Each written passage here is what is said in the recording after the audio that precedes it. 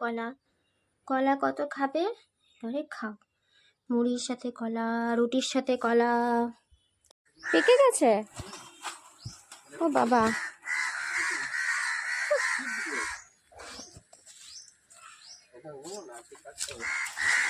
আমি তো ভাবছিলাম যে আর কদিন পরে কাটবো।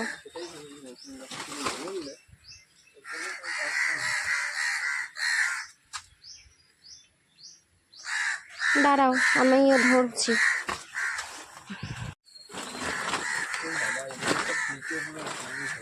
ওদিকেও পেকে গেছে।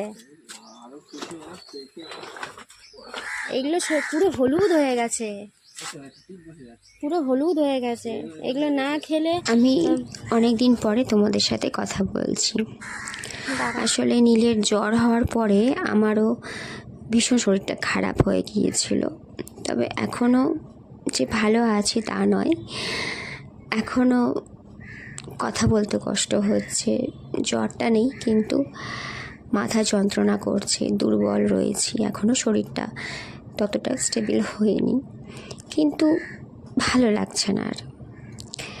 তাই আজকে সত্যি সত্যি অনেকদিন পর তোমাদের সাথে আমি কথা বলতে এলাম। তোমরা কীরকম আছো বলো সবাই, তোমরা সবাই কেমন আছো আমাকে জানিও।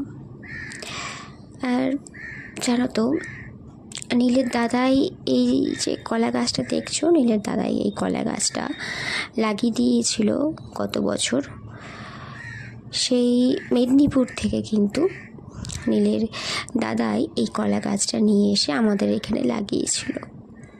আসলে নীলের ঠাম্মি, দাদাই সবাই তো এইখানে কাঁচকলা, সিঙ্গাপুরি কলা, এগুলো সব কিছুই যখন ইচ্ছে তখন গাছ থেকে পেড়ে নিয়ে এসে খেতে পারে। কিন্তু তাদের নাতি যে এইখানে পায় না, বাজার থেকে অবশ্যই পায়, কিন্তু সে বাড়ির নিজস্ব ঘরের কলাটা খেতে পায় না।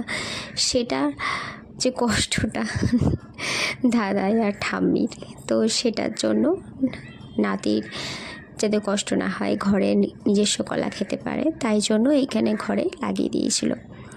আর বাবার হাতে লাগানো সেই গাছের ফল এত ভালো হবে ভাবতেও পারিনি। গত বছরে ভীষণ বড় বড় সাইজের কলা হয়েছিল, খেতেও সুন্দর, এই বছরও তাই।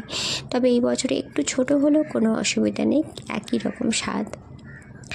আর জানো তো, আজকে ইচ্ছা করছিল যে আমার রং তুলির ছোঁয়ায় এই কলা গাছের, এই কলার পাতাতেই প্রভুকে দর্শন পেতে, তাই জন্য